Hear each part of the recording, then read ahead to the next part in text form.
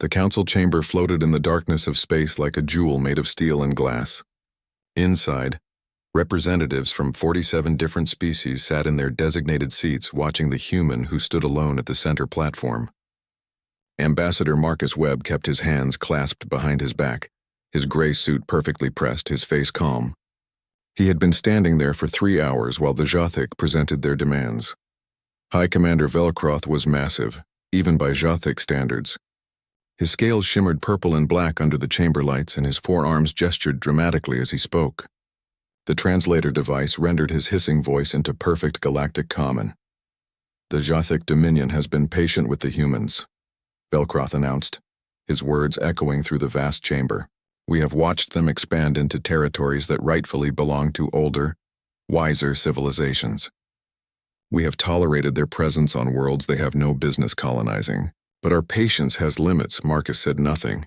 His blue eyes tracked every movement the Jothic commander made. "Therefore," Velcroth continued, raising one clawed hand, "the Dominion demands that humanity immediately surrender control of 3 colony worlds. New Harmony, Proxima Tertius, and Eden's Gate will be transferred to Dominion authority within 30 standard days. The human populations will be relocated at their own expense. This is not negotiable." A murmur rippled through the assembled delegates. Some species looked uncomfortable. Others seemed relieved that the Jothic anger was directed at someone else for once. The council speaker, a floating crystalline being named Harmonious Note, chimed softly. "Ambassador Webb, you have heard the Dominion's position. What is Earth's response?" Marcus stepped forward to the microphone. When he spoke, his voice was quiet but clear. "No." Velcroth's head snapped toward him. "What did you say?" "I said no," Marcus repeated. "Earth will not surrender those worlds. 12 million human citizens live on those planets. They built homes there. They started families. They have children who were born under those skies. We will not abandon them because you demand it." The Jothic commander laughed, a harsh barking sound. "You speak as if you have a choice, human. The Dominion controls 847 worlds. Our military could crush your entire species in a matter of months. You are primitives who only recently learned to travel between stars. You use technology you barely understand, copied from better species." "We understand it well enough," Marcus said calmly. "Do you?" Velcroth descended from his platform and walked toward Marcus, his claws clicking on the metal floor. He towered over the human, nearly 3 meters tall. "Tell me, Ambassador, how many wars has your species won against galactic powers? How many battle fleets do you command? The Dominion has been conquering worlds for 10,000 years. What have you accomplished in your brief, pathetic existence?" Marcus looked up at the alien commander without flinching. "We survived." "Survived?" Velcroth leaned down, bringing his face close to Marcus's. His breath smelled like sulfur. "Survived is not the same as thrived, little human. You survived because we allowed it. You exist because we have not yet decided to exterminate you. Is that a threat, Commander?" "It is a fact." Velcroth straightened and addressed the council. "The Jothic Dominion has been more than fair. We could simply take what we want. Instead, we come here to this council and ask politely. We follow the rules. But if humanity refuses, then we will have no choice but to enforce our claim by force." Several council members shifted uncomfortably. The representative from the Kelthera Collective, a species that had been conquered by the Jothic 2 centuries ago, would not meet Marcus's eyes. Harmonious Note chimed again. "The council must vote on this matter. If the Dominion's claim is deemed legitimate, Earth will be required to comply. All in favor of supporting the Jothic claim?" Marcus watched as hands, tentacles, and appendages rose throughout the chamber. 29 votes in favor. The council was supposed to protect smaller species, but everyone knew the truth. The Jothic were too powerful to oppose. All opposed? 11 votes against. Not enough. "The motion passes," Harmonious Note announced, sounding genuinely sorrowful. "Earth has 30 standard days to begin the transfer of the disputed colonies. This session is concluded." Marcus stood perfectly still as the other delegates began to file out. Some looked at him with pity. Others avoided his gaze entirely. Only Velcroth approached him, that same mocking expression on his reptilian face. "You should have accepted when I was being reasonable, human," the commander said softly. "Now you will learn what happens when lesser species defy the Dominion. Perhaps after we settle those 3 worlds, we will find reason to claim a few more. Maybe Earth itself." Marcus finally showed emotion. A small smile touched his lips. Commander Velcroth, I need to tell you something important. What could you possibly have to say that matters? You don't understand what you're awakening, Marcus said quietly. You think humans are weak because we prefer diplomacy. You think we're primitive because we've only been in space for 200 years. But do you know why humanity survived long enough to reach the stars? Velcroth's eyes narrowed. Luck? No, Marcus said. Earth is a death world, Commander. Our planet tried to kill us every single day. Predators that could tear us apart. Diseases that wiped out millions. Weather that could freeze or bake us. Earthquakes, volcanoes, floods, droughts. And do you know what else tried to kill us? I care little for each other, Marcus interrupted. We spent 10,000 years perfecting the art of killing other humans. We created weapons that could level cities. We developed strategies and tactics for every kind of warfare imaginable. Naval battles, air superiority, guerrilla warfare, siege tactics, psychological operations. We built bombs that could crack our own planet open if we were foolish enough to use them all at once. He took a step closer to the towering alien.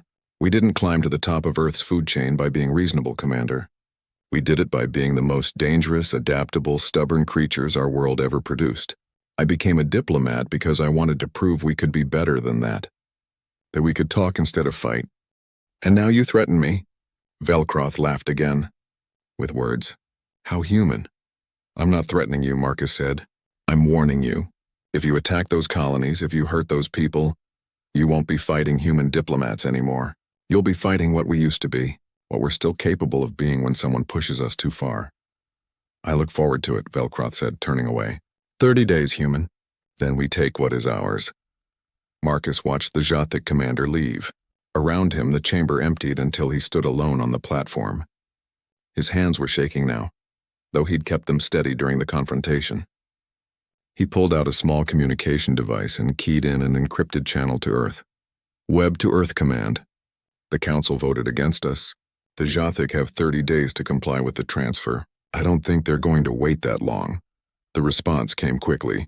Understood, Ambassador. What are your orders? Prepare evacuation protocols for all 3 colonies. Get as many people off those worlds as possible, quietly. Don't let the Jothic know what we're doing. Will they really attack?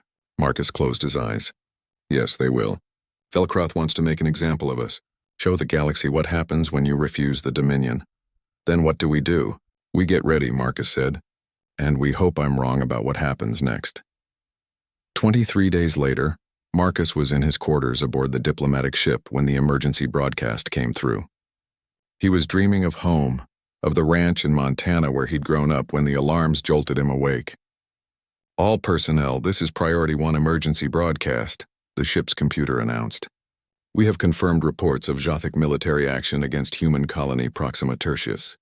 Orbital bombardment detected. Multiple impacts confirmed. Marcus threw on his uniform and raced to the bridge. The crew was already there, gathered around the holographic display showing feeds from Proxima Tertius. What they saw made Marcus's blood run cold. The planet was burning. Jothic warships hung in orbit, their plasma cannons firing in precise patterns. Each shot hit a population center. The capital city of New Landing disappeared in a ball of fire. Then River Valley.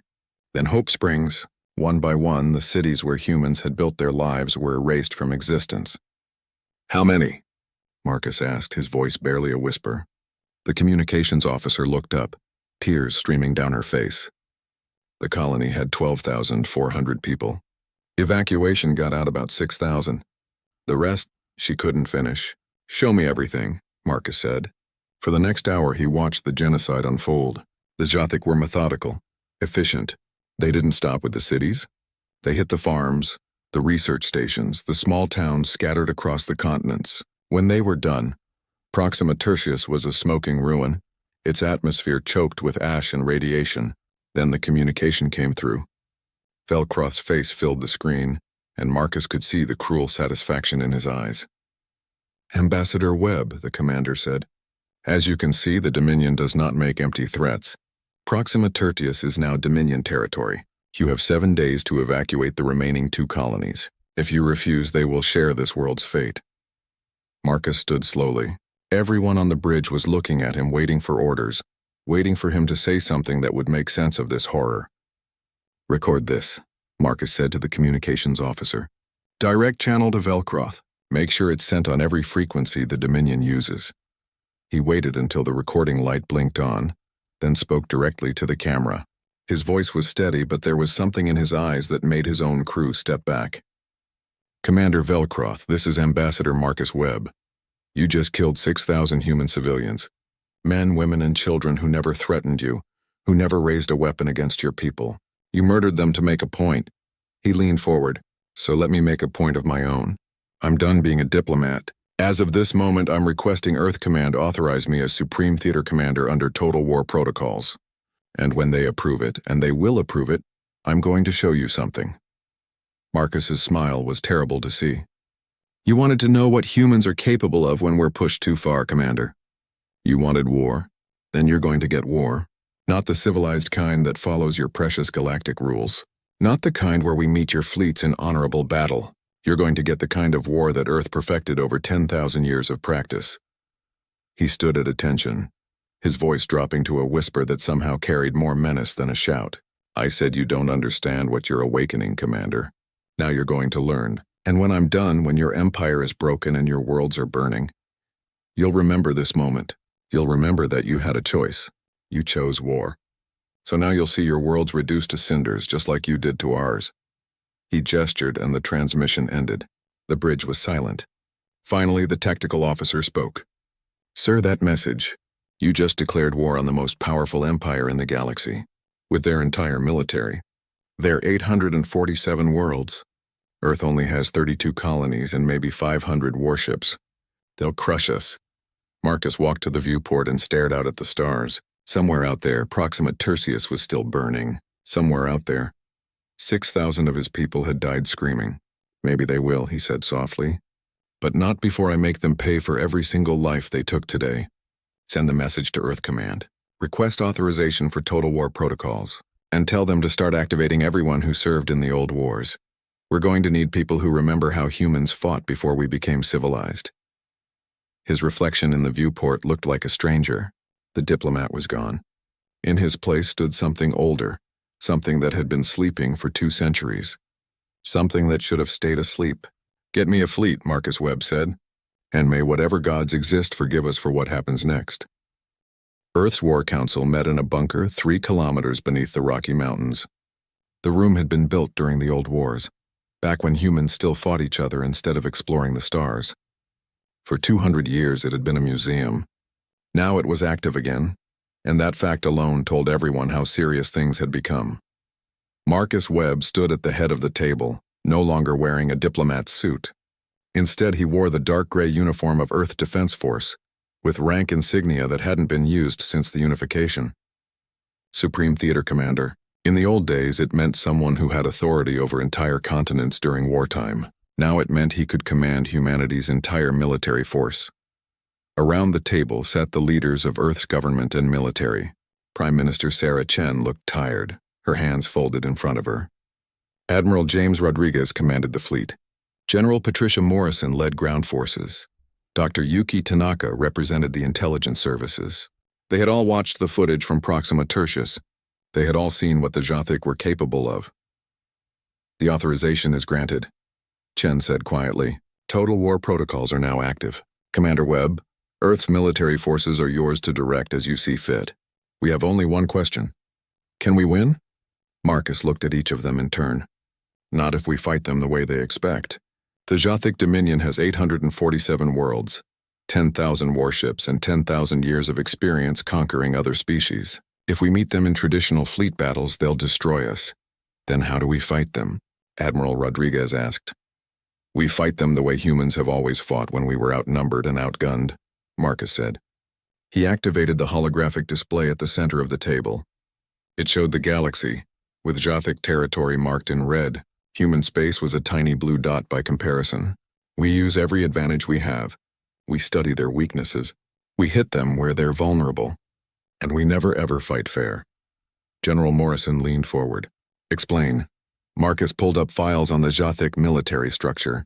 For the past 50 years, human intelligence has been studying every species in the galaxy.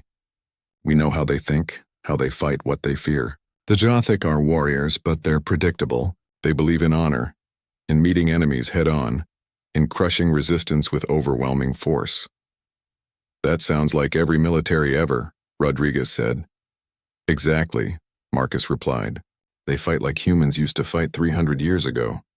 Big fleets, big battles, clear objectives. But we evolved past that. We learned guerrilla warfare, asymmetric tactics, psychological operations. We learned how to turn an enemy's strength into weakness. He zoomed in on the Jothic supply network. Look at this. 847 worlds, all connected by a centralized logistics system. Everything automated.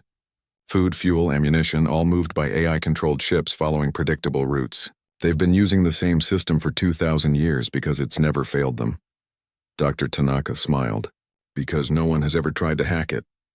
Right, Marcus said. The Jothic view cyber warfare as dishonorable. They don't defend against it properly because they assume everyone follows the same codes of conduct they do. That's their first weakness. What about their fleets? Rodriguez asked.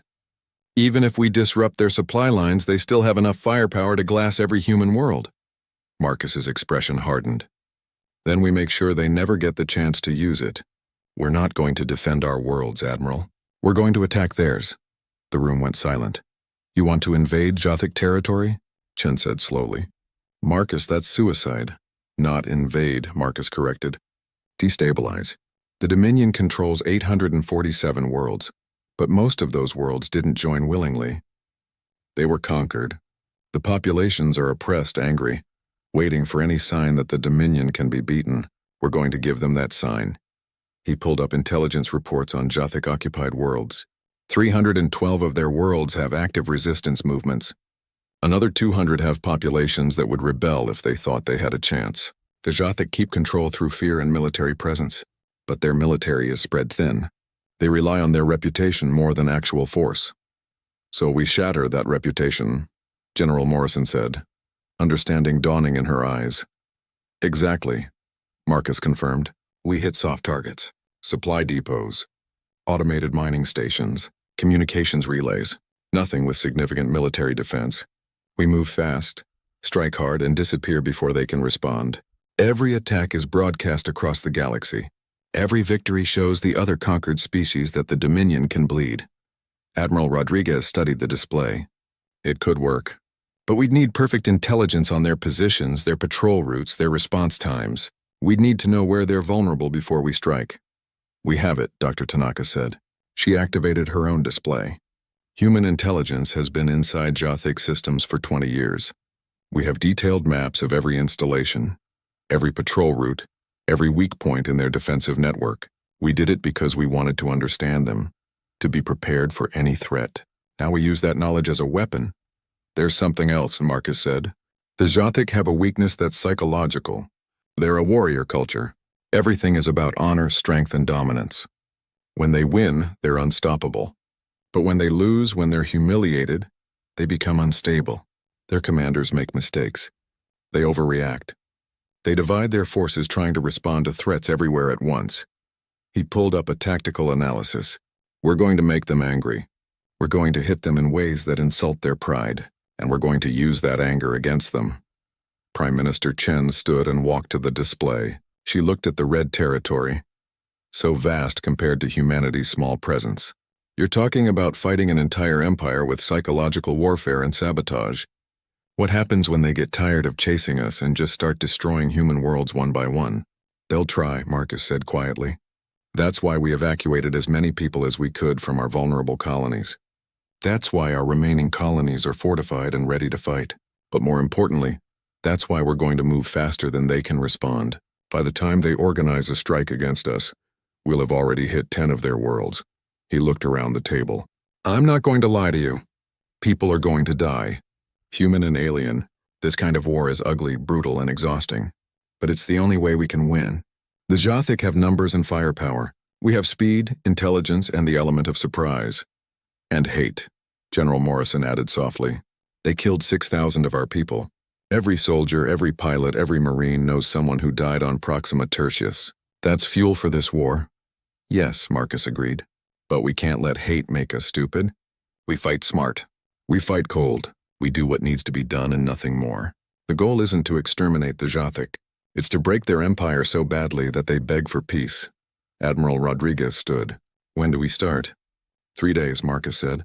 I need time to brief the fleet commanders and set up our initial targets. We'll hit 6 different locations simultaneously, all in the outer regions of Dominion space. Supply depots, automated mining stations, and 1 major communications relay. By the time their military responds, we'll be gone. He pulled up another display showing fleet deployments. We're reorganizing our ships into fast strike groups. Nothing bigger than 5 ships per group. They jump in, hit the target, jump out. No prolonged engagements. No heroic last stands. If it looks like the enemy is going to catch you, you run. Survival is more important than any individual victory. What about you? Chen asked. Where will you be? With the 3rd strike group, Marcus said. I'm not commanding this war from a safe bunker.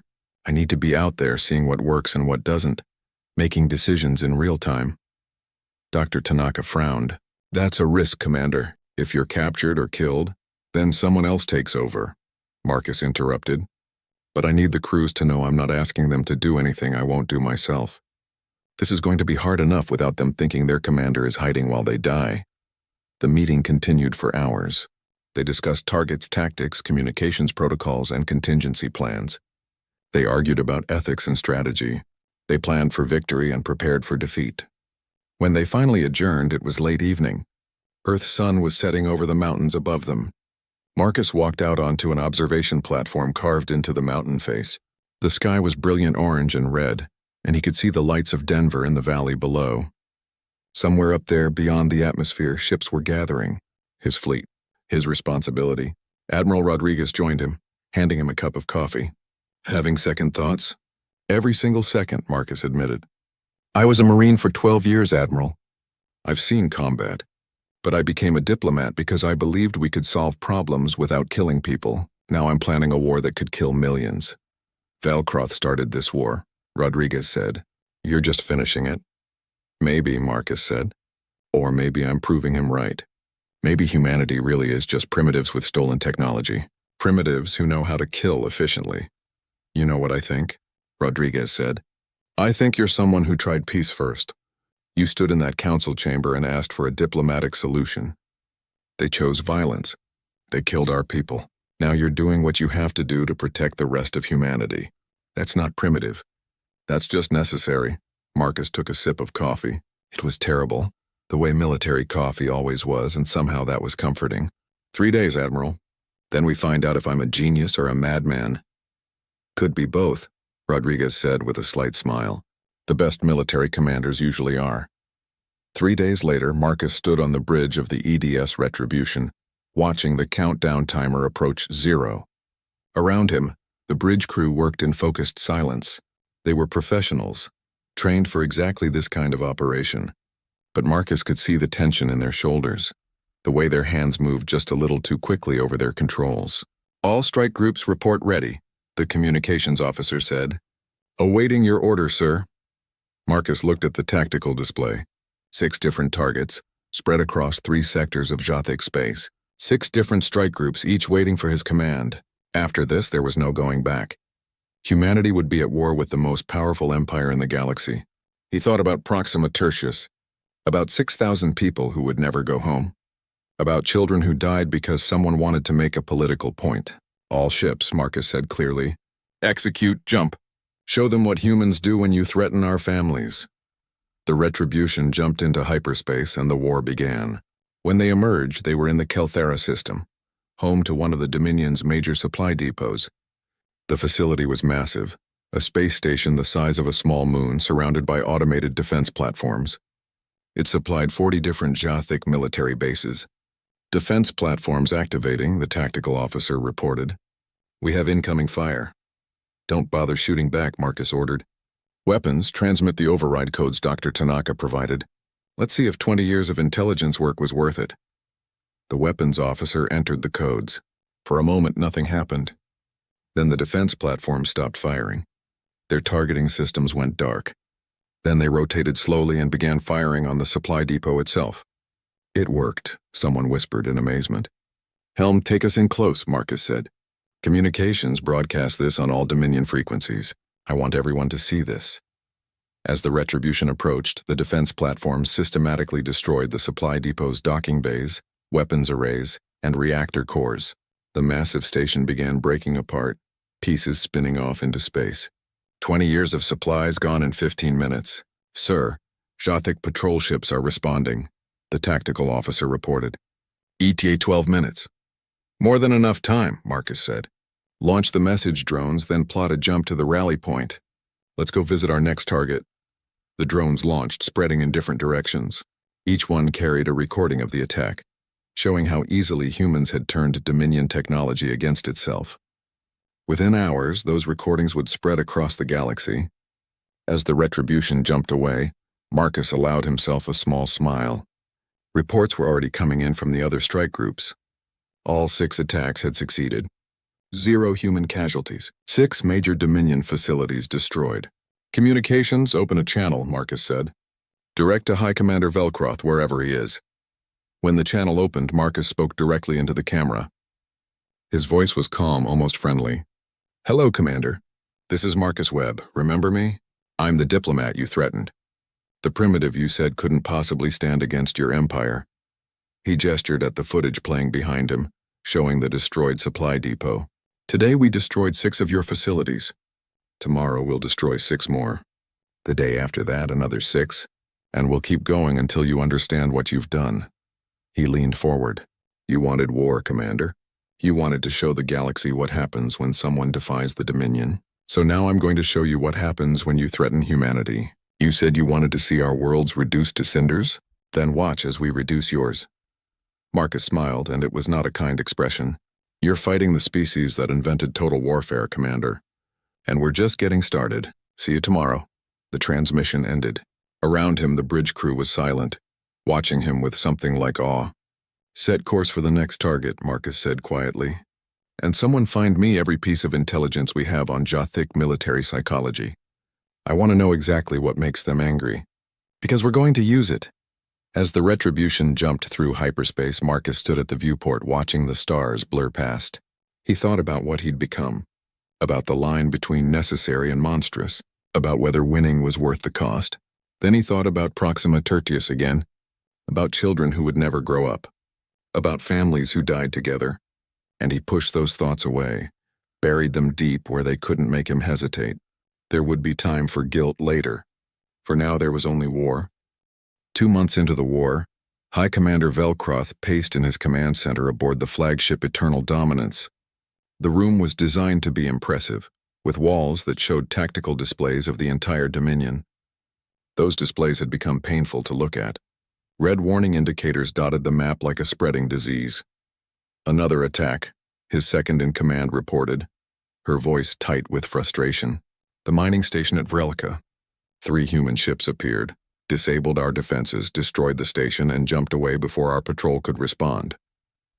That's the 43rd attack in 60 days, Velcroth snarled. 43 facilities destroyed. How are these primitives moving through our space so easily? We don't know, Commander. They seem to have detailed intelligence on all our positions. They know where we patrol, when we patrol, and they specifically target locations with minimal defense. Velcroth slammed one fist on the command console. They're cowards. They refuse to meet us in honorable combat. They strike from shadows and run before we can engage them. With respect, Commander, it's effective, his tactical officer said carefully. Each attack destroys resources we need and emboldens resistance movements on our conquered worlds. We're seeing uprisings on 17 different planets. Populations that have been obedient for centuries are suddenly refusing orders, sabotaging equipment, attacking our garrisons. Then crush them, Velcroth commanded. Make examples of the rebels. Show them the price of defiance. We have, Commander, but it only makes things worse. The humans are broadcasting footage of our retaliations across the galaxy. They're calling us monsters. Other species are starting to question whether the Dominion is as strong as we claim. Velcroth stared at the tactical display, his 4 fists clenched. He had expected a traditional war, fleet battles where his superior numbers would overwhelm the humans. Instead, the humans were everywhere and nowhere, striking and vanishing like ghosts. They had turned his own infrastructure against him, hacked systems that had been secure for millennia, and done it all without losing a single ship. What does intelligence say about their base of operations? We believe they're operating from mobile command ships constantly moving through hyperspace. They never stay in one system long enough for us to track them. A communication alert sounded. Velcroth's scales paled when he saw the source. The Dominion Council, the ruling body that he answered to. This was not going to be pleasant. The holographic images of 5 Jothic elders appeared before him. Supreme Council member Rathan spoke first, his ancient voice crackling with barely contained fury. Explain, High Commander, why a species we outnumber 50 to 1 is systematically destroying our infrastructure, while we do nothing to stop them. Velcroth forced himself to remain calm. The humans are using dishonorable tactics, Supreme One. They refuse to engage in proper warfare. They strike targets with minimal defense and flee before we can respond. Then adapt, another council member snapped. Or are you telling me that the finest military commander in the Dominion cannot defeat a species that only began space travel 2 centuries ago? They are more sophisticated than we anticipated, Velcroth admitted. Our intelligence underestimated their capabilities. Your intelligence failed, Rathan corrected coldly. Your arrogance led you to attack their colony without proper assessment of their military capability. Now we are at war with an enemy we do not understand, and you seem incapable of stopping them. Give me time, Supreme One. I will hunt them down and— You have had 2 months, Rathan interrupted. In that time, 43 of our facilities have been destroyed. The humans broadcast each attack to the entire galaxy. Our subject species grow restless. Our allies question our strength. Even the Galactic Council speaks of sanctions against us for our actions on Proxima Tertius. Velcroth's anger flared. That was a legitimate military action. They refused our demands. It was a massacre of civilians, another council member said, and now it has given the humans the moral authority to wage this war. Every species in the galaxy sees us as the aggressors, them as the victims fighting for survival. You have given them exactly what they needed. I will end this war, Supreme Ones, I swear it on my honor. See that you do, Rathan said, because if you cannot, the Council will find someone who can. End this, Velcroth, before it ends you. The transmission cut off, leaving Velcroth alone with his staff. They all carefully avoided meeting his eyes. Assemble the War Council, Velcroth ordered. All fleet commanders, intelligence directors, and tactical specialists. I want every mind in the Dominion focused on one problem: how to kill Marcus Webb. On the bridge of the Retribution, Marcus studied the latest intelligence reports with satisfaction. The Jothic were responding exactly as he'd predicted. They were angry, frustrated, and making mistakes. Their fleet was spread across 50 systems, trying to guard everything at once. Their commanders were being punished for failures, creating paranoia and infighting. Perfect.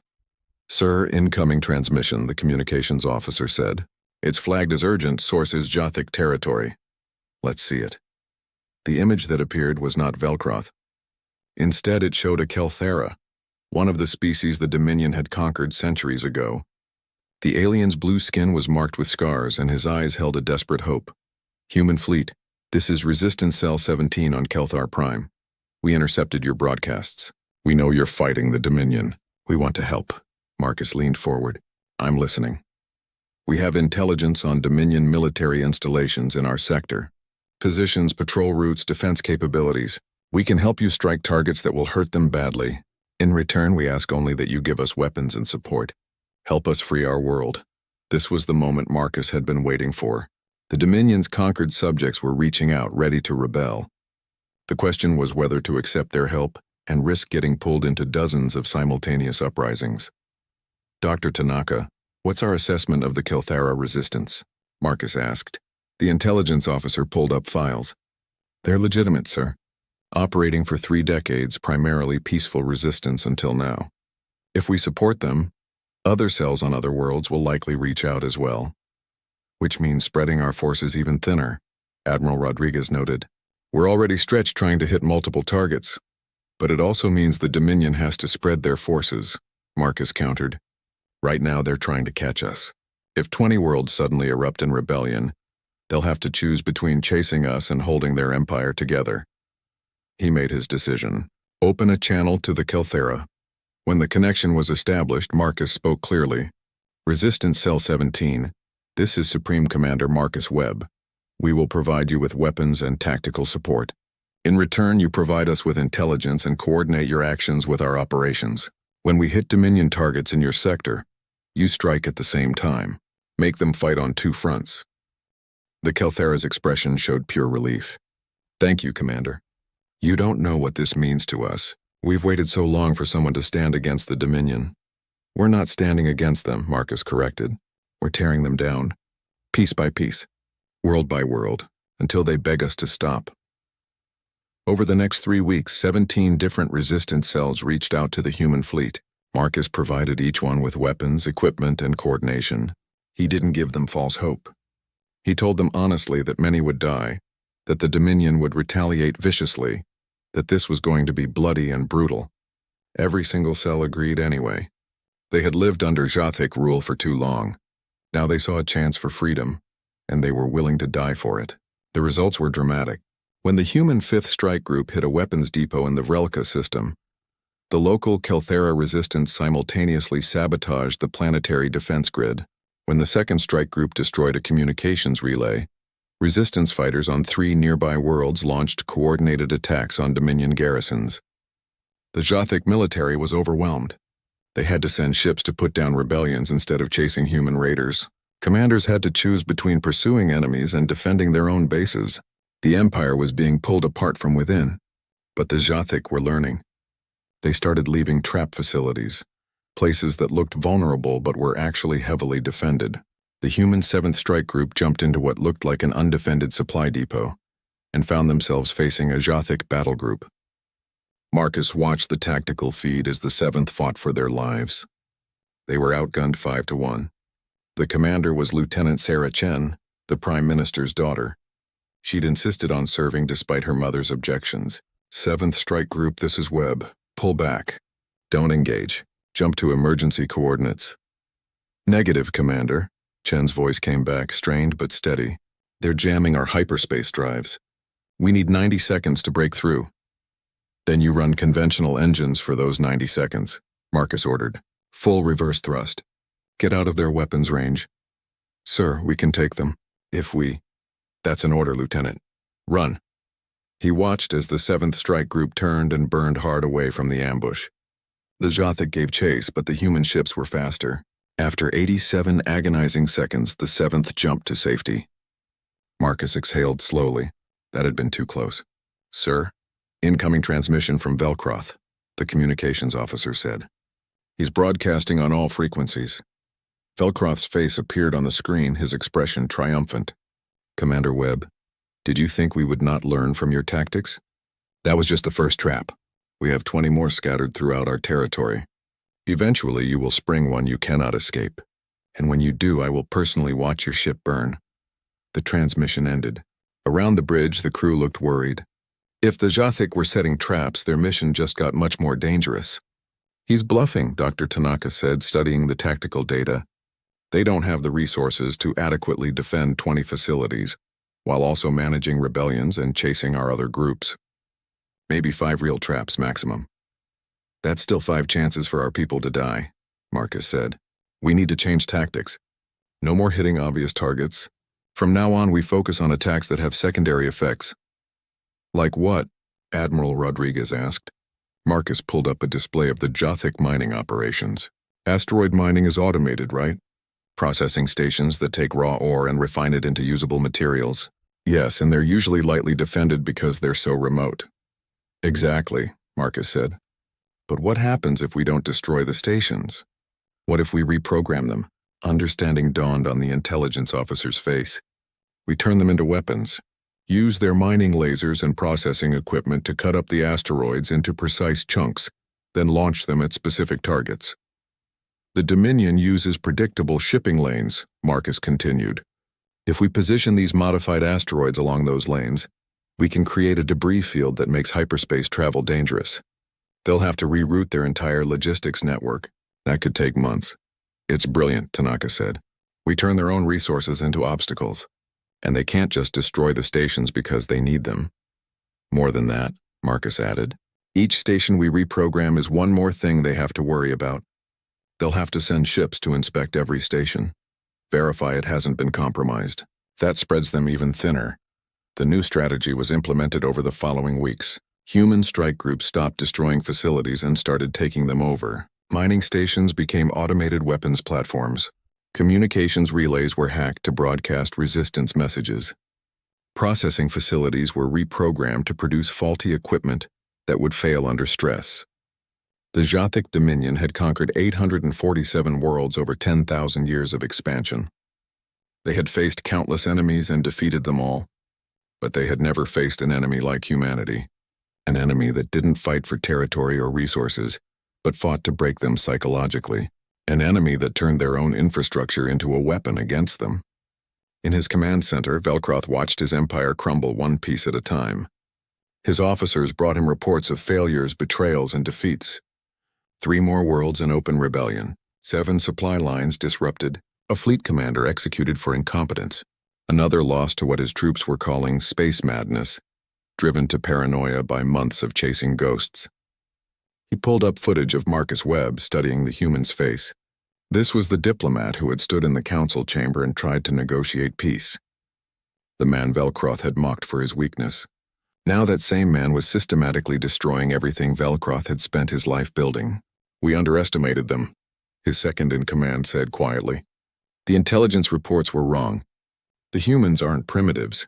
They're predators who were pretending to be prey." "No," Velcroth said slowly, understanding finally dawning. "They weren't pretending. They genuinely wanted peace." Webb meant every word he said in that chamber. "We could have negotiated. We could have found a compromise." He turned to his officer. "But we chose to make them remember what they used to be. We reminded them that they're the species that survived a death world by becoming its apex predator." "What do we do, Commander?" Velcroth stared at the tactical display showing human attacks across his territory like a spreading cancer. "We fight," he said. "We fight until one of us is destroyed, because I made this war personal, and humans never forget personal grudges." He pulled up a star chart showing the estimated position of the human fleet. "Send word to all commanders. I want every available ship concentrated in the Taralka sector. That's where the humans will strike next. I know because that's where our largest fuel processing facility is located, and they've been targeting our supply network. We're going to give them exactly what they want, a clear, vulnerable target." "Another trap, Commander?" "The final trap," Velcroth said. "I'm going to bet everything on this one gamble. Either we destroy their fleet or we lose this war. There's no middle ground anymore." His officer hesitated. "Commander, Supreme Council Member Rathan sent orders. He wants you to consider negotiating with the humans, offering them reparations for Proxima Tertius in exchange for peace." Velcroth's laugh was bitter. "You think Webb would accept that? After what we've done? After we killed 6,000 of his people?" He shook his head. "No, this ends only one way now, with one of us broken beyond repair." He activated the communication system, sending orders to every Jothic military commander. "Prepare for the largest fleet engagement in Dominion history. We're going to show these humans what happens when they push us too far. We're going to show them what the Dominion does to enemies who threaten our empire." In the Taralka sector, the trap was set. 300 Jothic warships waited in hidden positions around the fuel processing facility, the largest concentration of military force the Dominion had assembled in 2 centuries. And across the galaxy, Marcus Webb studied the intelligence reports on Taralka, knowing full well it was a trap, knowing that Velcroth expected him to see it as a trap, and planning his response accordingly, because that was the thing about traps. Sometimes you walked into them deliberately, not because you were stupid, but because you had a plan to turn the trap against the hunter. The human fleet jumped toward Taralka, and the next phase of the war began. The human fleet emerged from hyperspace at the edge of the Taralka system, and immediately every sensor screamed warnings. The tactical display lit up with red markers showing hostile ships, not 20 or 30. 300 Jothic warships arrayed in a perfect ambush formation around the fuel processing facility. "It's a trap," Lieutenant Chen said from the tactical station, her voice remarkably calm. "They've brought half their fleet here." "I know," Marcus said, sitting in the command chair of the Retribution. Around him, the bridge crew waited for orders. They trusted him. They believed he had a plan. He could see it in their faces, even as death surrounded them on all sides. Admiral Rodriguez appeared on the communication screen from his ship. "Marcus, we need to jump out now before they close the net." "Not yet," Marcus said quietly. He was studying the tactical display with intense focus. 300 ships, positioned exactly where he'd predicted they would be. Velcroth thought in terms of traditional naval warfare. Surround the enemy, cut off their escape, force them to surrender or die. Commander, they're powering up weapons, the sensor officer reported. They'll be in firing range in 90 seconds. Marcus activated the fleet communication channel. All ships, this is Webb. Proceed to Phase 2. Execute on my mark. The bridge crew exchanged worried glances. Phase 2 wasn't a retreat. Phase 2 was something far more dangerous. Sir, are you sure about this? Chen asked quietly. If this doesn't work, we're dead anyway, Marcus said. At least this way we take as many of them with us as possible. A new voice crackled over the communications. Velcroth himself, broadcasting from his flagship. Commander Webb, you walked into my trap. How does it feel to be outmaneuvered by a primitive species? Marcus smiled coldly and opened a response channel. Actually, Commander, I walked into your trap on purpose. Did you really think I wouldn't know you were here? That human intelligence wouldn't detect the largest fleet concentration in Jothic history? There was a pause. When Velcroth spoke again, his voice was uncertain. You're bluffing. You would not deliberately bring your fleet into a battle you cannot win. You're right, Marcus agreed. I wouldn't bring my fleet into a battle I can't win, but I would bring it into a battle you think you can win. There's a difference. He cut the transmission and turned to his crew. All ships execute Phase 2, now. The human fleet didn't turn to run. Instead, they accelerated directly toward the fuel processing facility, straight into the teeth of the Jothic ambush. The enemy ships opened fire, their plasma weapons lighting up space with deadly energy. But the human ships didn't fire back. Their shields absorbed the hits, their armor plating scorched and melted, but they kept accelerating. Faster and faster toward the facility. They're targeting our engines, the helmsman reported, hands flying over his controls. Multiple hits on the aft shields. Down to 40%. Keep going, Marcus ordered. We just need 30 more seconds. On his flagship, Velcroth watched the human ships charge his lines with growing confusion. What are they doing? This is suicide. All ships concentrate fire. Destroy them before they... He stopped, understanding hitting him like a physical blow. The facility. They're going to ram the facility. All ships pull back. Pull back now! But it was too late. The human ships weren't aiming for the facility itself. They were aiming for the massive fuel storage tanks surrounding it. Tanks that held enough processed fuel to power the entire Dominion fleet for a month. Tanks that had been positioned here specifically because this was supposed to be secure Jothic territory. The first human ship, a destroyer called the Defiant, crashed into a storage tank at full speed. The resulting explosion was visible from 3 systems away, a ball of nuclear fire that expanded outward, consuming everything in its path. Except the Defiant wasn't a normal destroyer anymore. 3 days ago, it had been retrofitted with a specially designed shield system that could withstand extreme temperatures for exactly 45 seconds. Just long enough.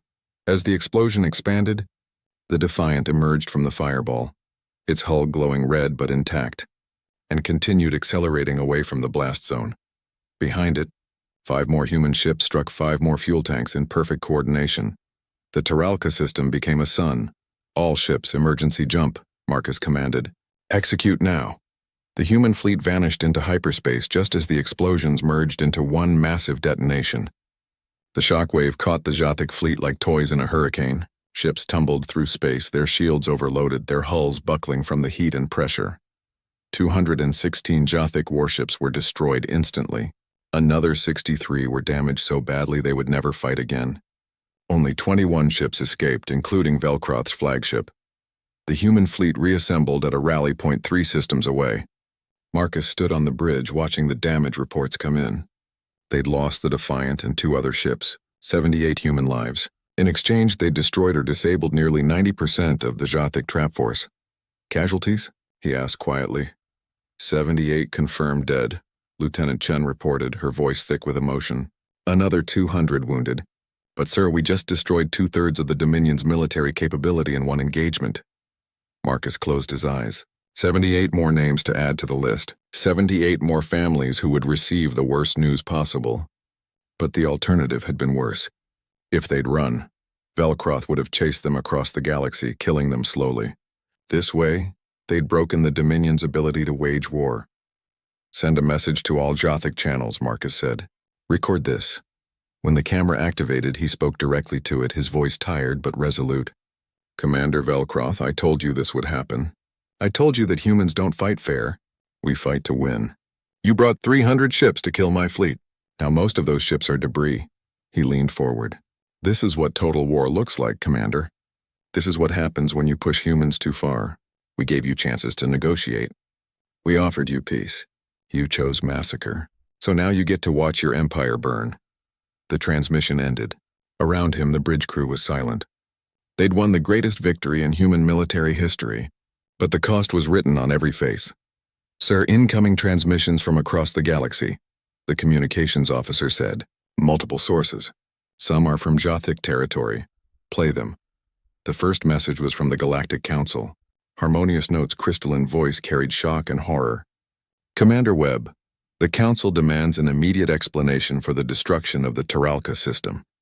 Preliminary reports suggest millions of casualties. Millions. Lieutenant Chen gasped. Dr. Tanaka pulled up sensor readings. The fuel facility was heavily automated. Minimal staff. Maybe 5,000 Jothic personnel maximum. But the planet below, she went pale. The planet was inhabited. 3 million colonists. The radiation from the explosion would have reached the surface. Marcus felt ice settle in his stomach. He'd checked the intelligence reports on Taralka. The facility was listed as automated with minimal personnel. Nothing about a populated planet nearby. Pull up every intelligence file we have on Taralka, he ordered. Now. Dr. Tanaka worked frantically. Sir, the files show the planet was designated for colonization but listed as unpopulated. Settlement wasn't supposed to begin for another 5 years. Velcroth moved colonists there, Admiral Rodriguez said slowly, realization dawning. He knew we'd target the facility. He put civilians on the planet below as insurance. If we attacked, we'd kill millions, and if we didn't, we'd walk into his trap with no way out. Marcus stared at the tactical display, understanding the full magnitude of what had just happened. Velcroth had used his own people as shields, and Marcus had killed them anyway.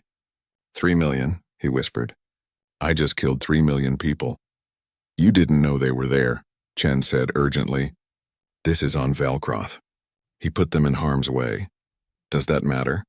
Marcus asked. They're still dead because of a decision I made. More transmissions were flooding in. The Kelthera resistance celebrating the Dominion's defeat. Other conquered species seeing this as proof that the Jothic could be beaten. And from Jothic territory, messages of horror and rage at the civilian deaths. Then came the transmission Marcus had been dreading. Velcroth appeared on screen and Marcus barely recognized him. The proud warrior looked broken. His scales were dull, his eyes hollow. You killed them, Velcroth said, his voice barely above a whisper. 3 million of my people, civilians, families, children. I didn't know they were there, Marcus said. Your intelligence listed the planet as uninhabited. Would it have mattered if you'd known? Velcroth asked. Would you have turned away from such a perfect target? Or would you have told yourself it was necessary, that the ends justified the means? Marcus had no answer. Because Velcroth was right. If he'd known, he probably would have attacked anyway. Because the alternative was watching his own fleet die. This is what you wanted to teach me, isn't it? Velcroth continued. The cost of war. What happens when someone pushes humans too far? He laughed bitterly. Congratulations, Commander. You've succeeded. I understand now. I understand that you're exactly as ruthless as you warned me you could be. If you want to surrender, Marcus began. Surrender? Velcroth's laugh turned manic. To the species that just killed 3 million of my people? Do you know what would happen if I tried? My own officers would execute me for cowardice. The Dominion Council would have my family killed, and the public would tear me apart with their bare hands. He leaned closer to the camera. No, Commander Webb, there is no surrender now. Not for you, not for me. We fight until one of us is completely destroyed. Because that's what total war means. It means there's no going back. No negotiation, no peace. Only victory or extinction. The transmission cut off. Marcus stood frozen, staring at the blank screen. Around him, his bridge crew looked equally shaken. They'd won. They'd broken the Dominion's military power. But the cost was far higher than any of them had imagined. Sir, what are our orders? The helmsman asked quietly. Marcus took a deep breath. He wanted to stop, wanted to find some way to end this before more people died. But Velcroth was right. They'd gone too far. Both sides had too much blood on their hands to stop now. We continue, he said finally. We finish what we started. Over the next 3 weeks, the war intensified to levels of brutality that shocked the galaxy. Jothic forces, desperate and vengeful, launched attacks on human colonies. They couldn't match Earth's military anymore, but they could kill civilians. New Harmony was bombarded. Eden's Gate was invaded. Human forces retaliated by supporting rebellions across Dominion space. 17 worlds erupted in simultaneous uprisings. The Jothic military, already devastated by the Teralka disaster, couldn't contain them all. Marcus coordinated the attacks from the Retribution, barely sleeping, barely eating. He watched the casualty reports climb. Human dead, Jothic dead, Kelthera, Vrelka, and a dozen other species caught in the crossfire. Dr. Tanaka found him in his quarters one night, staring at a picture of Proxima Tertius before the bombardment. Children playing in a park, families walking through gardens. You need to rest, sir, she said gently. I can't, Marcus said. Every time I close my eyes, I see them. The people on Teralka. 3 million faces I'll never know. 3 million names I'll never learn. All dead because of me. Because of Velcroth, Tanaka corrected. He started this war. He made it personal when he destroyed Proxima Tertius. And I finished it by killing 3 million of his people, Marcus said. Tanaka, be honest with me. Am I still the good guy in this story? Or have I become exactly what I was trying to stop? The intelligence officer sat down across from him. I don't think there are good guys in total war, sir. There are just people trying to protect their own. You did what you thought was necessary to save humanity. That doesn't make it right. But it doesn't make it wrong either. It just makes it war. A communication alert interrupted them. Lieutenant Chen appeared on the screen, her expression urgent. Sir, you need to see this. We're getting reports from the Jothic homeworld. Something's happened. Marcus and Tanaka rushed to the bridge. When they arrived, they found the entire crew gathered around a transmission from Jathara Prime, the Dominion capital. The video showed chaos. Jothic citizens in the streets, some celebrating, others fighting. Buildings burning, military forces clashing with each other, and in the center of it all, High Commander Velcroth's flagship crashed into the Capitol Plaza. A new face appeared on the transmission, a Jothic female with commander insignia. Human fleet, this is Commander Shaltek, second in command of the Dominion military. I am broadcasting on all frequencies to announce that High Commander Velcroth has been removed from command and taken into custody. She paused, her expression weary. The Dominion Council has authorized me to negotiate a ceasefire with Earth. We are willing to discuss terms of surrender. The bridge erupted in shocked murmurs. Surrender. After 6 months of brutal warfare, the Jothic Dominion was offering to surrender. Marcus stared at the screen, feeling nothing. Not victory, not relief, just exhaustion. Shall I respond, sir? The communications officer asked. Marcus thought about Proxima Tertius, about Teralka, about all the worlds caught between them, all the lives destroyed because 2 prideful men couldn't find a better way to solve their problems. Tell Commander Shaltek we'll hear their terms, he said finally. But make it clear that this isn't over until we have justice for Proxima Tertius and guarantees that the Dominion will never threaten humanity again. And Velcroth? Admiral Rodriguez asked. What do we do about him? Marcus looked at the image of the crashed flagship, thinking about the man who had started all of this, the warrior who had mocked humanity's weakness, the commander who had killed 6,000 humans to make a point. He faces trial, Marcus said. War Crimes Tribunal, public, transparent. He answers for Proxima Tertius, and I answer for Teralka. The crew stared at him in shock. Sir, you can't, Chen began. Yes, I can, Marcus interrupted. 3 million people died because of my decision. I don't get to hide from that.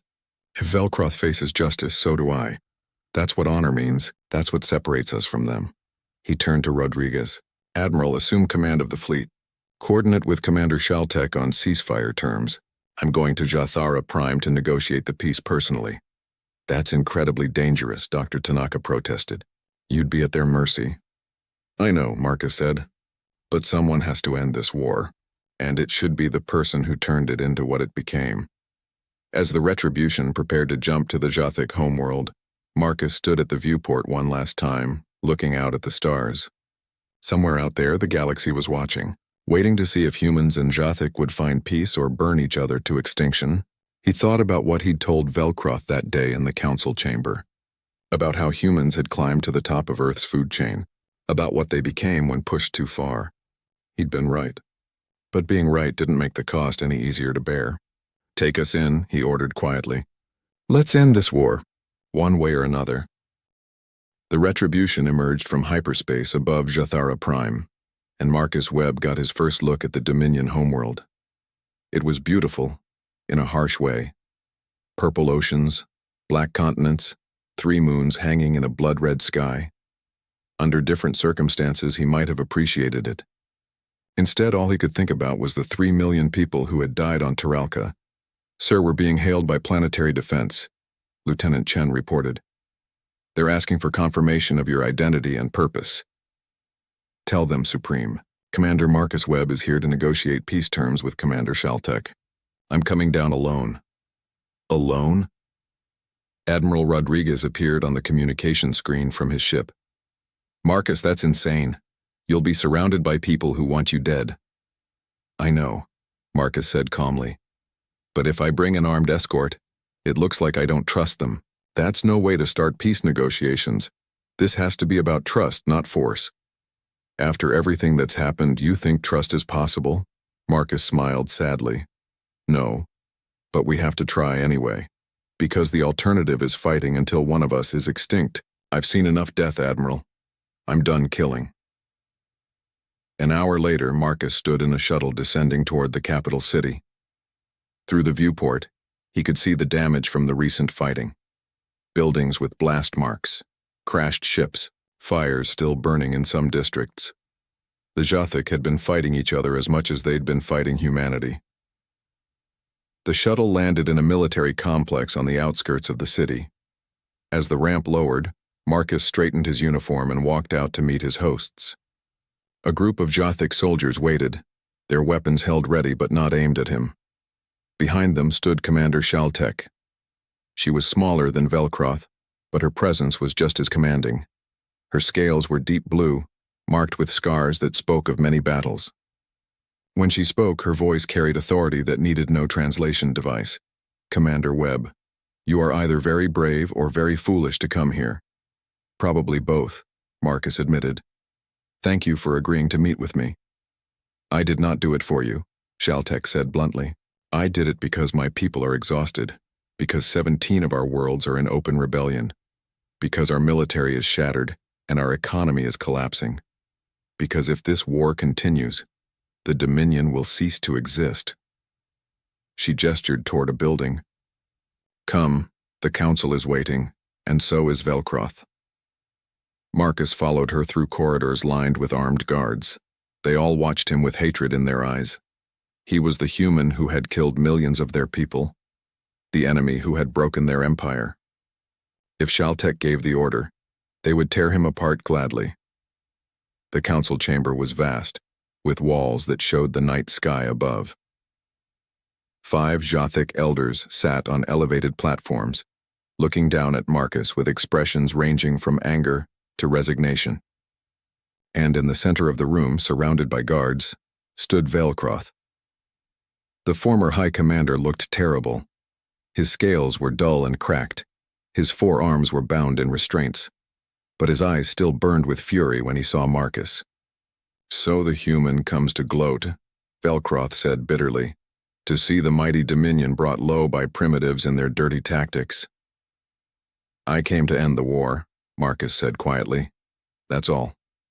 Supreme Council Member Rathan spoke, his ancient voice echoing through the chamber.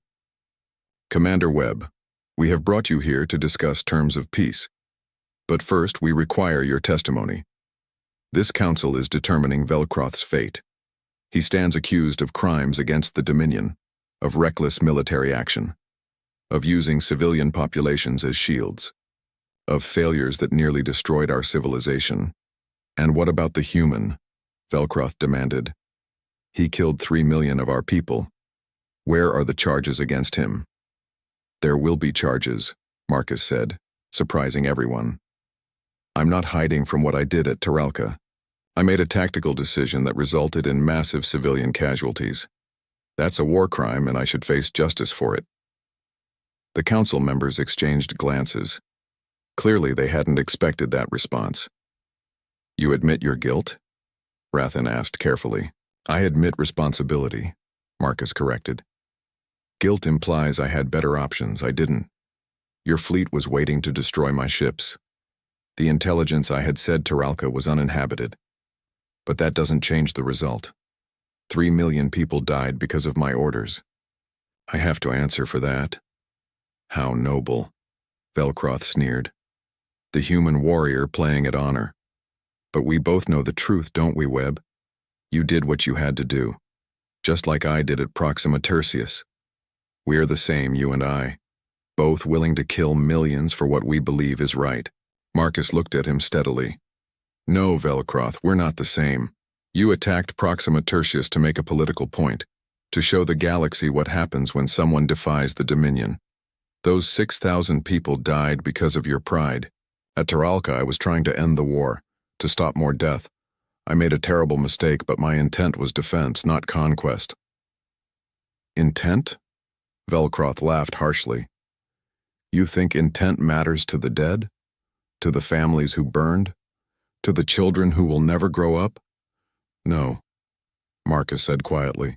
Intent doesn't matter to them. That's why I'm willing to face trial.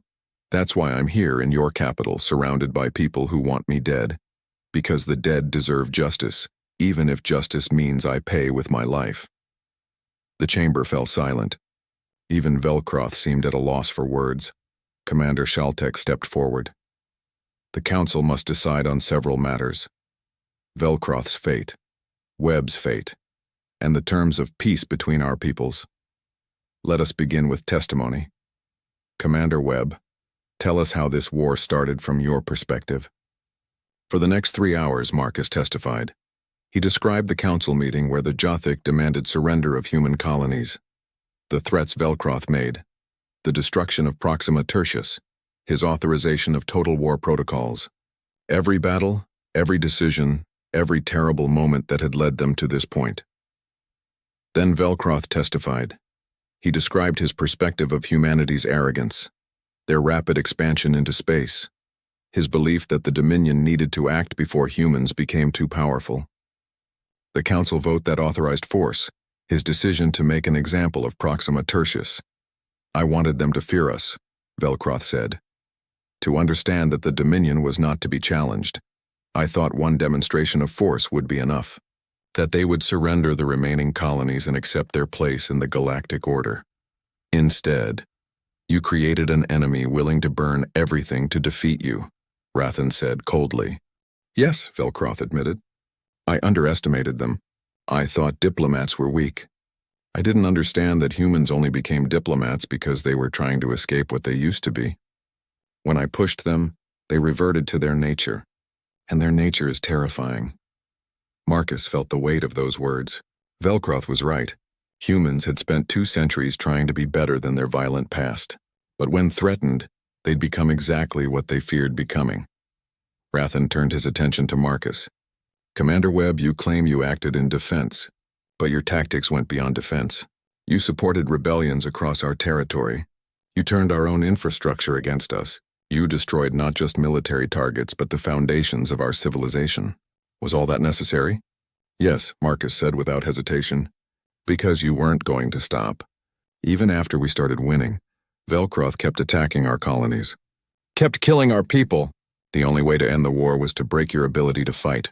That meant destroying your logistics, your supply chains, your military infrastructure. It meant supporting anyone willing to stand against you. Even if it meant destabilizing the entire region? Another council member asked. Dozens of worlds are in chaos because of the rebellions you encouraged. It will take decades to restore order. Good, Marcus said, his voice hard. Maybe this time you'll restore order through justice instead of oppression. Those species you conquered didn't ask to be part of your empire.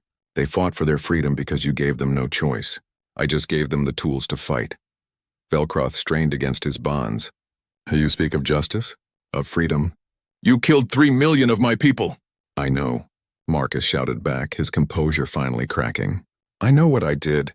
I see their faces every time I close my eyes. I hear their screams in my sleep. You think I'm proud of Taralka? That I celebrate it as some great victory? He stepped closer to Velcroth, his voice dropping to a harsh whisper. I hate what I became in this war.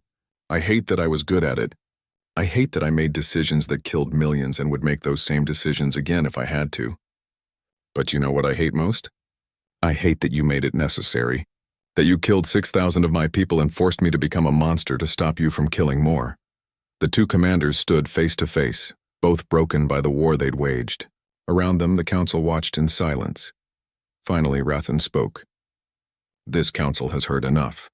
We will now deliberate on 3 matters. First, the fate of Velcroth. Second, the fate of Commander Webb. Third, the terms of peace between our peoples. You will both wait while we decide. Marcus and Velcroth were taken to separate chambers to wait. Marcus sat alone in a small room, staring at the walls and thinking about everything that had brought him here. He thought about the ranch in Montana where he'd grown up, about joining the Marines because he wanted to serve, about becoming a diplomat because he believed in peace, about standing in the council chamber and trying to negotiate, about watching Proxima Tertius burn. Hours passed. Finally, guards came and escorted him back to the council chamber. Velcroth was already there, still in restraints. The 5 council members looked exhausted, as if the deliberations had aged them. Rathan spoke. We have reached our decisions.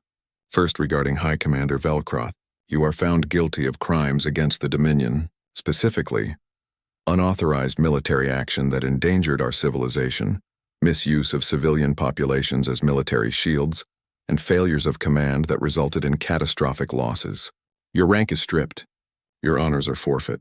You will spend the remainder of your life in confinement, reflecting on the consequences of your pride. Velcroth stood rigid, his face expressionless.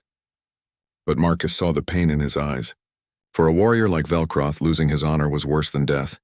Second, regarding Commander Webb, Rathan continued, you have admitted responsibility for the deaths at Taralka. However, this council recognizes that you acted based on incomplete intelligence and in the context of a war that Velcroth initiated. We also recognize your willingness to face justice despite having the power to refuse. Therefore, this council will not execute you.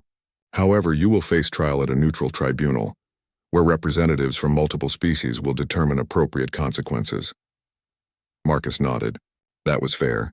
More than fair, actually. Third, regarding peace between our peoples, Rathan said, the Dominion formally surrenders to Earth. We acknowledge that our actions precipitated this conflict.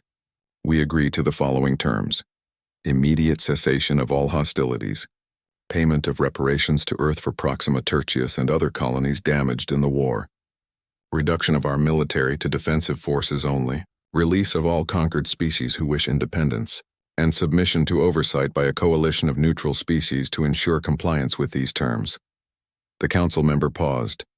Additionally, the Dominion formally apologizes to humanity for the massacre at Proxima Tertius and acknowledges that our actions violated galactic law and basic morality. Marcus felt something loosen in his chest. It wasn't forgiveness. It wasn't justice.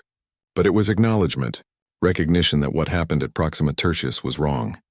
That the 6,000 dead weren't just casualties of war but victims of a crime. Commander Webb, Rathan said, do you accept these terms on behalf of Earth? I need to consult with my government, Marcus said. But personally, yes. I accept these terms. The war is over. A communication was established with Earth. Prime Minister Chen appeared on the holographic display along with the other members of the War Council. Marcus briefed them on the terms. There was debate. Arguments about whether the reparations were sufficient, whether the military restrictions would hold. But eventually, they voted to accept. The war was over. As the formal documents were signed and transmitted across the galaxy, Marcus found himself standing on a balcony overlooking the Jothic capital.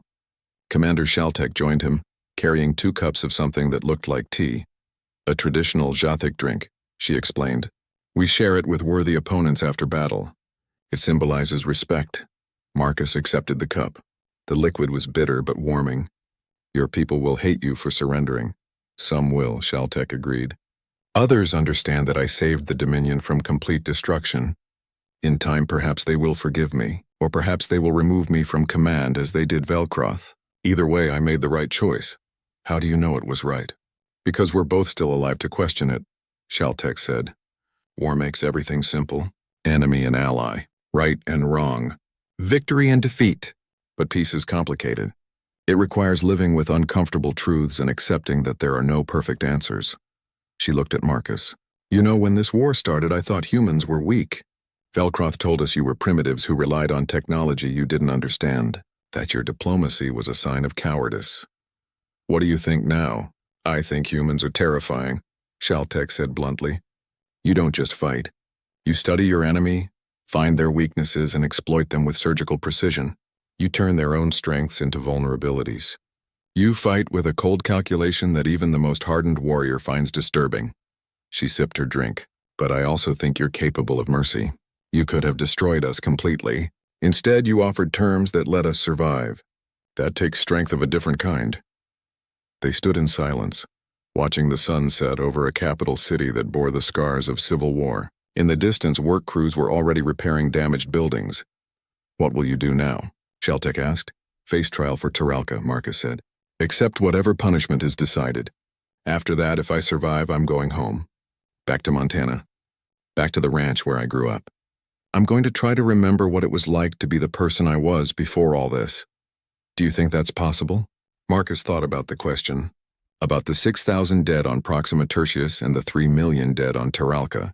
About all the decisions he'd made and the lives they'd cost. About the part of himself he'd unleashed during the war. I don't know, he admitted. But I have to try. Because if I can't find my way back to being human, then Velcroth was right about us. We really are just primitives who know how to kill. 6 months later, Marcus stood in a very different chamber. This was the Galactic Tribunal, a neutral court where representatives from 15 different species had gathered to judge his actions at Taralka. He'd testified for 3 days, answering every question, providing every detail about his decision-making process. The judges deliberated for a week. When they returned, their verdict was surprisingly nuanced.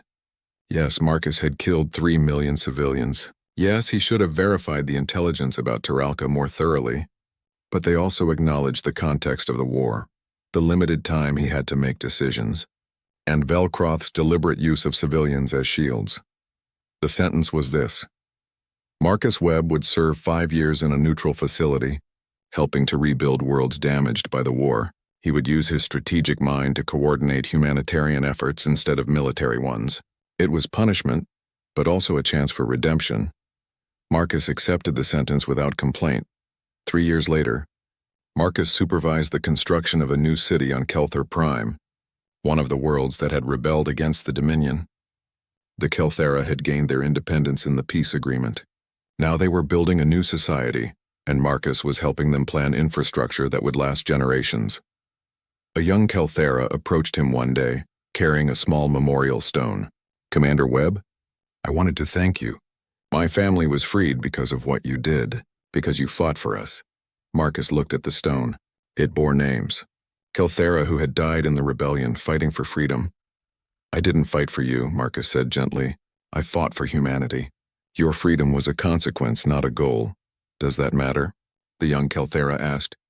You still helped us, Marcus thought about that. About consequences and intentions. About whether the good that came from terrible actions somehow balanced the harm. I don't know, he admitted. I'm still trying to figure that out. 2 more years passed. Marcus completed his sentence and was released. He returned to Earth, to Montana, to the ranch where he'd grown up. It had been maintained by his family, kept exactly as he remembered it.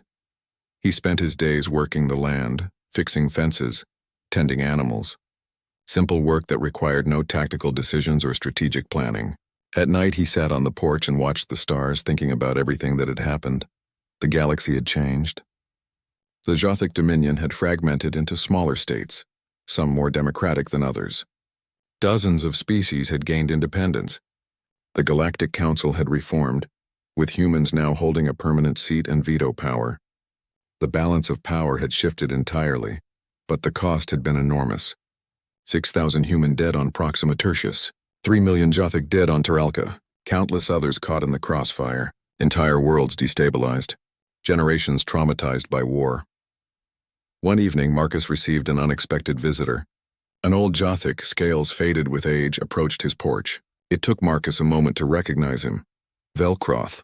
The former High Commander looked nothing like the proud warrior Marcus remembered. Prison had broken him physically, but there was something else in his eyes now. Understanding, perhaps, or regret, Commander Webb, Velcroth said. His voice was rough from disuse. May I sit? Marcus gestured to a chair.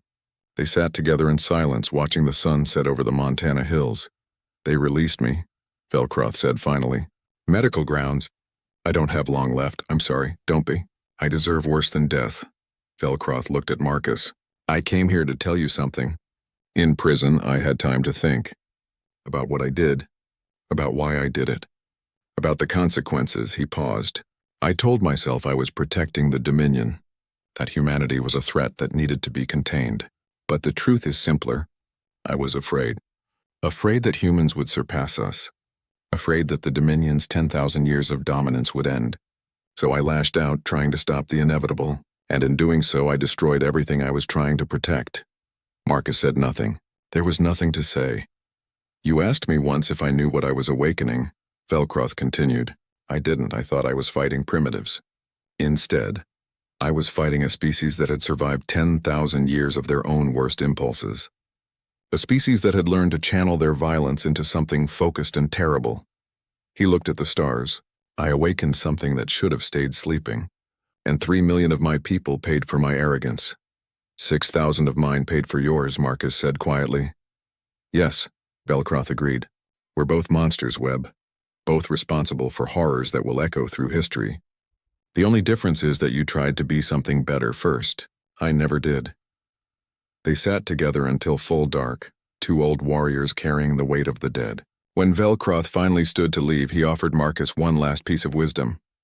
The young ones on both our worlds, they want to make us heroes or villains, to say one of us was right and the other wrong. Don't let them. Make them understand that we were both wrong. That war, even when necessary, diminishes everyone it touches. That the price of victory can be too high even when you win. Marcus watched the old Jothic walk away into the darkness. He never saw Velcroth again. The former High Commander died 3 weeks later, alone in a small dwelling on a remote colony world. Years passed.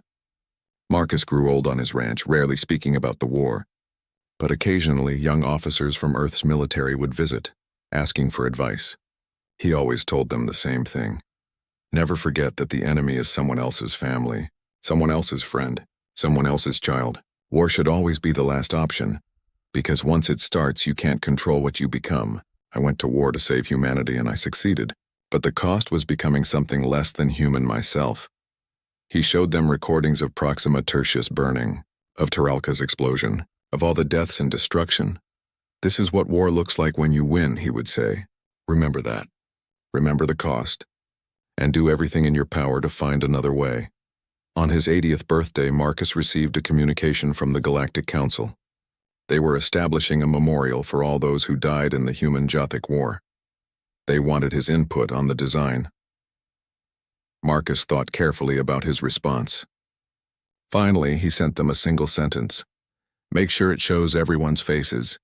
The dead deserve to be remembered as people, not statistics. The memorial was built on a neutral world visible from space. It showed the faces of every confirmed casualty from both sides. 6,000 humans from Proxima Tertius, 3 million Jothic from Terralca, tens of thousands more from other battles and rebellions. Each face was unique, individual, human, or alien, but equally dead. At the center was a simple inscription in multiple languages.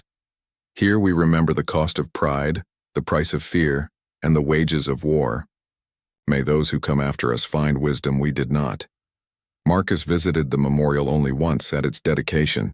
He walked among the faces, recognizing some strangers to others. He stopped at a section showing children from Terralca. So young, so innocent, all dead because 2 commanders couldn't find a better way. He placed flowers at the memorial and spoke quietly to the dead. I'm sorry. I'm sorry I couldn't save you. I'm sorry your deaths were necessary to end the war. I'm sorry that winning meant becoming the kind of person who could order your deaths and live with it afterward. An old Kelthra approached him. She'd lost family in the rebellions. Commander Webb, do you regret what you did? Starting the war? Marcus looked at her. I regret that it was necessary. But no, I don't regret fighting. Felcroft murdered 6,000 of my people and would have murdered more. Someone had to stop him. I just wish there had been a way to do it that didn't require becoming what I became. You freed dozens of worlds, the Kelthera said. Gave millions their independence. Broke an empire that had oppressed the galaxy for centuries. Doesn't that count for something? Does it balance 3 million dead? Marcus asked. Can any good deed balance that much death? I don't know. I've been trying to figure that out for decades. Maybe there is no answer. Maybe we just have to live with the complexity. He turned back to the memorial. I do know this. The next time humanity faces a threat, I hope they find someone better than me to lead them. Someone who can win without losing their soul in the process. Marcus Webb lived to be 93 years old. He died peacefully in his sleep, on his ranch in Montana under the stars he'd once fought among. His funeral was attended by humans and aliens alike, former enemies standing together to honor a man who had been both hero and monster. His tombstone was simple. Marcus Webb, diplomat, warrior, human. He fought so others wouldn't have to. In the decades after his death, historians debated his legacy. Some called him a war criminal. Others called him a savior. The truth, as always, was more complicated. The galaxy he left behind was different from the one he'd found.